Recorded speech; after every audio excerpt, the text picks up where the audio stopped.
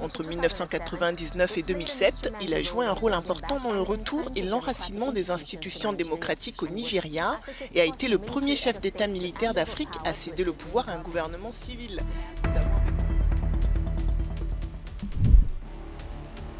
Et si tout recommençait? Et si l'histoire qu'on croyait enterrée était en train de se répéter? 1976, un général, Olusegun Obasanjo, fait l'impensable. Il quitte le pouvoir. Il rend le Nigeria au civil, volontairement, solennellement. C'est historique, c'est risqué, c'est audacieux. Mais cette audace a-t-elle coûté trop cher? Car à peine les civils installés, le chaos revient. Crise, fraude, coup d'État. Le Nigeria retombe. Aujourd'hui, dans le Sahel, au Mali, au Burkina, au Niger, des militaires tiennent à nouveau le pouvoir. Ils disent vouloir rebâtir, restaurer, refonder. Mais partiront-ils au bon moment? Et surtout, que peuvent-ils tirer de l'expérience d'Obasanjo? Ce choix historique, était-ce une preuve de sagesse ou une décision précipitée aux lourdes conséquences? Voici l'histoire d'un pari fou, une leçon d'histoire et peut-être un avertissement pour nos présidents. Installez-vous bien, l'âge d'or africain, c'est maintenant.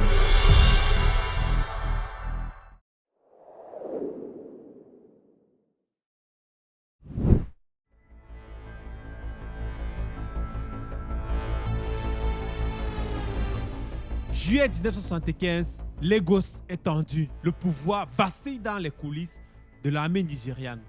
Deux hommes, Shehu Musa Yahadou et Joseph Garba, prennent une décision audacieuse. Renverser le général Yakubu Gowon au pouvoir depuis près d'une dizaine d'années. Sans prévenir personne, même pas Olusegun Obasanjo. Pourquoi? Parce qu'Obasanjo déteste les coups d'État, il les considère comme une trahison de l'ordre et de la démocratie. Mais en quelques heures, tout bascule. Gowon est évincé. Il s'enfuit en Grande-Bretagne. Le régime change de main. Et derrière ce changement, un plan, créer un triumvirat. 3 hommes forts pour un seul pays. À sa tête, le charismatique Murtala Mohamed. À ses côtés, Obasanjo le stratège, le travailleur acharné. Et enfin, Théophilus Badjouma, le gardien de l'ordre militaire. Objectif, rétablir la discipline, lutter contre la corruption et préparer le pays à un retour au pouvoir civil. Rapidement, le nouveau régime frappe fort. Austérité, épuration, 11 000 fonctionnaires licenciés. Une opération baptisée sans détour, Operation Death World. En octobre 1975, le régime annonce l'impensable. Des élections pour 1979. Le Nigeria, dirigé par des militaires, va redevenir une démocratie.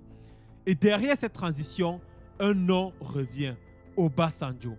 C'est lui qui choisit les 49 membres du comité chargé de rédiger une nouvelle constitution.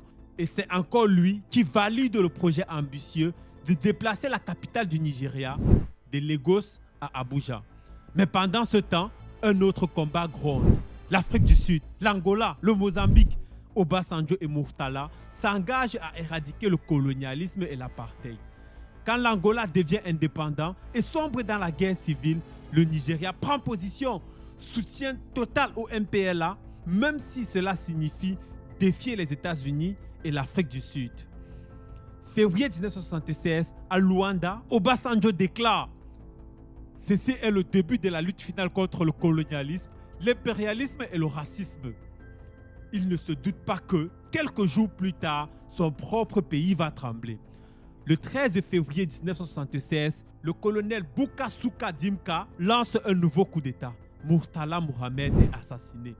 Un homme est envoyé pour tuer Obasanjo, mais il se trompe de cible. Obasanjo ne se rend pas aux funérailles de Murtala, mais derrière l'ombre, une décision cruciale se prend. Le conseil militaire lui demande de prendre la relève. Il refuse d'abord, il est fatigué, traumatisé, menacé. Mais face à l'insistance, il cède. Ainsi commence le règne d'Olusegun Obasanjo, chef d'État du Nigeria. Et sa mission est claire, tenir la promesse de Murtala, ramener le pays à la démocratie. À quel prix? Jusqu'où ira-t-il pour protéger cette vision?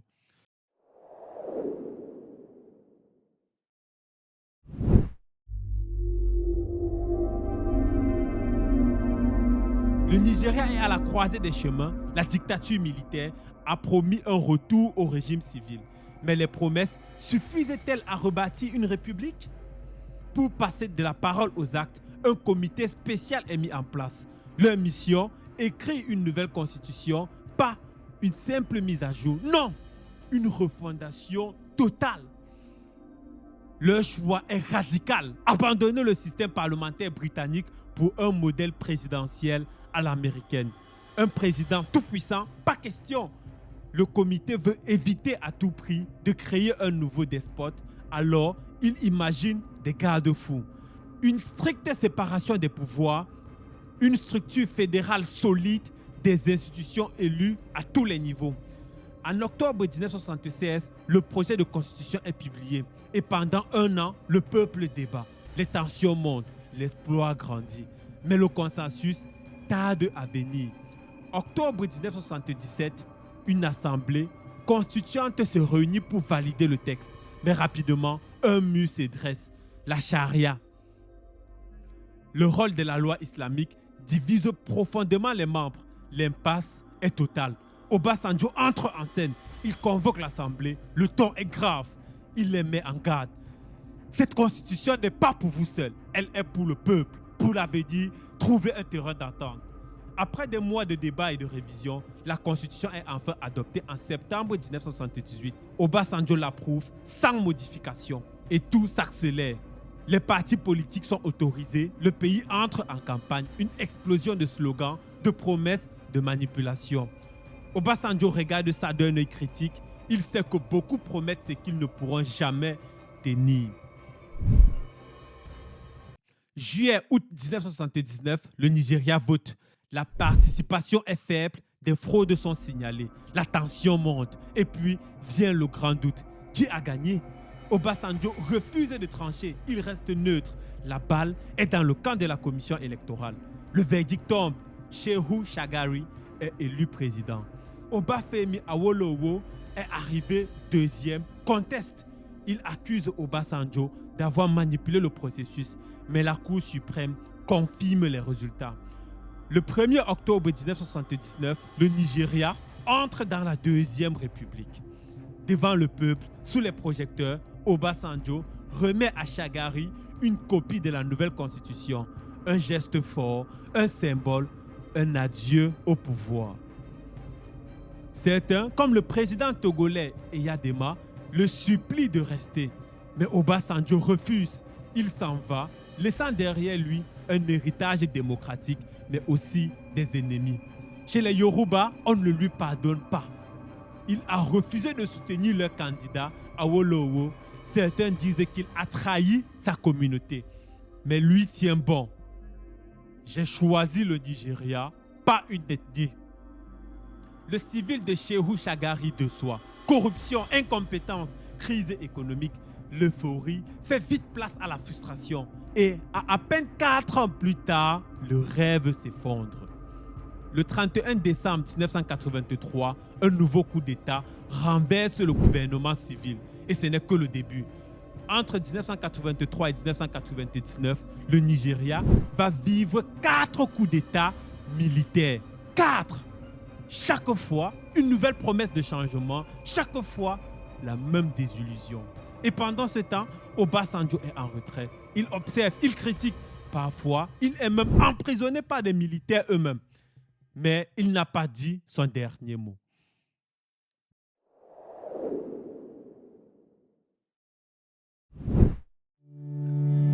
Obasanjo a surpris le monde. Il a quitté le pouvoir volontairement. Il a cru que le Nigeria était prêt à marcher seul sur le chemin de la démocratie. Il a agi avec honneur, mais peut-être un peu trop d'optimisme.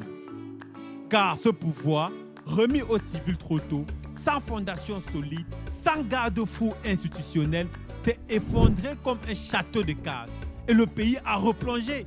4 nouveaux coups d'État plus tard, ce même Obasanjo a dû revenir pour reprendre les rênes et réparer. Aujourd'hui, dans les pays de l'AES, le Mali, le Burkina Faso et le Niger, d'autres hommes en tenue tiennent le gouvernail. Eux aussi disent vouloir rebâtir, rétablir la souveraineté, refonder l'État. À cela, l'histoire d'Obasanjo envoie un message clair. La clé, ce n'est pas de partir vite. La clé, c'est de partir bien. De ne pas remettre le pouvoir aux civils dans le vide, mais dans un pays stabilisé, des institutions solides, un peuple prêt à choisir et à défendre sa voix. Car mieux vaut un départ tardif et structuré qu'un départ glorieux mais prématuré. Dans la prochaine vidéo, on plongera dans les coulisses de comment un ancien militaire, entrepreneur et prisonnier est devenu le parrain d'une élite économique nigériane. Le passé d'Obasanjo ne s'arrête pas en 1979. Il ne fait que commencer.